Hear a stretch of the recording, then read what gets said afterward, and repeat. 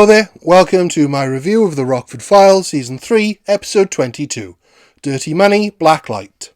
Written by David Taylor and directed by Angel himself, Stuart Margolin.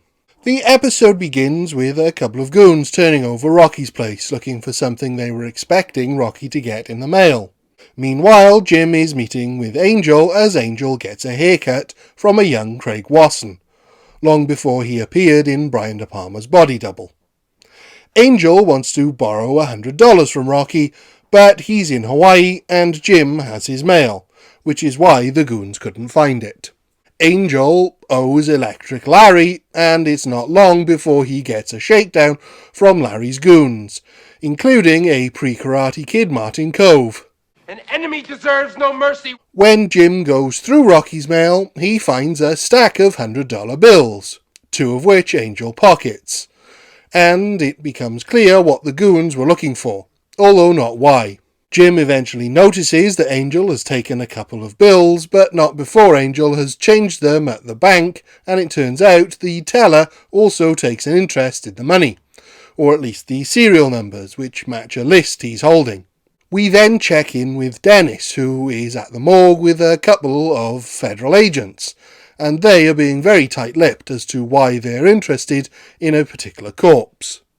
Jim then meets with Beth to explain that so far Rocky has received $44,000 in the mail, and Jim can't get a hold of him in Hawaii. Jim knows the bills are genuine, so checks under the black light of the title to see if they're marked, which they are, which means Rocky, and more urgently Angel, are in trouble. There's a lot going on in this opening, setting up a little mystery along with explaining a little of what the scam taking place is. Jim explains that Rocky is overly trusting, so if someone asked him to send him some post with no explanation that it was to be thousands of dollars in marked bills, he would happily agree, fully explaining how Rocky got himself into this particular situation, even if we don't know the full extent of what the scam is that's going on. With the added complication of Angel owing money to Electric Larry, giving him more motivation than usual to help himself to some free money, without considering the consequences, as if he ever does. Word on the street is Electric Larry, he may commence to break my bones to get even. It's a really well-paced, well-written opening few scenes that manage to quickly establish a relatively complicated situation, and is something the show really excelled at doing in order to bring the audience quickly up to speed. Things get further complicated for Jim when he and Beth go to warn Angel, only to be told by Larry's goons that they saw Angel get picked up by the cops, leading to an excellent cutaway gag. Angel knows better. He'll keep his mouth shut. So you want to be talking to Jim Rockford and his father, Joseph. Singing like a canary for the feds, Angel is also able to let us know the money is stolen mob money and the feds plan to pin a list of charges on him, which naturally causes him to drop Jim and Rocky right in it.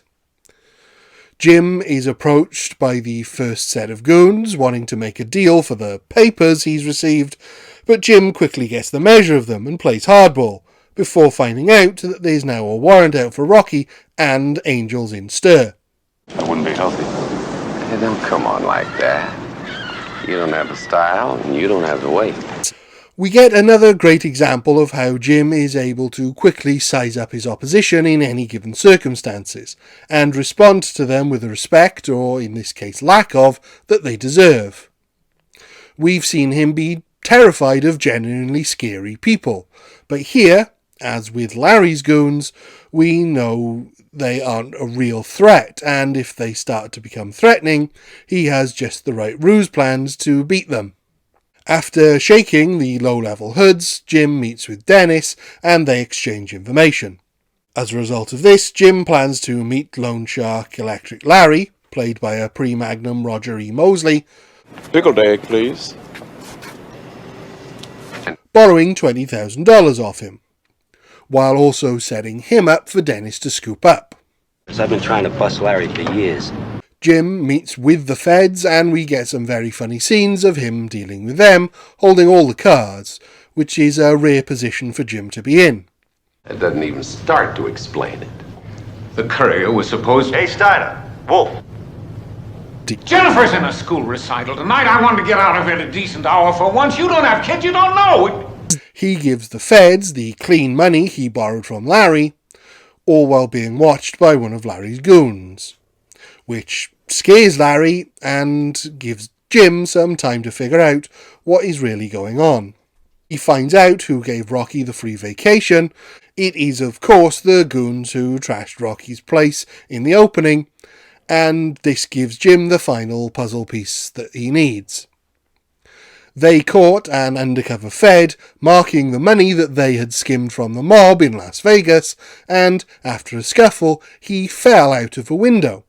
In their panic, they posted the money out to their list of contestant winners, so that they could break into the empty homes of the contestant winners while they were on holiday. And they've been trying to recover all the money they sent out ever since. Jim agrees to return the $44,000 that he got in exchange for some compensation, and sets up an exchange.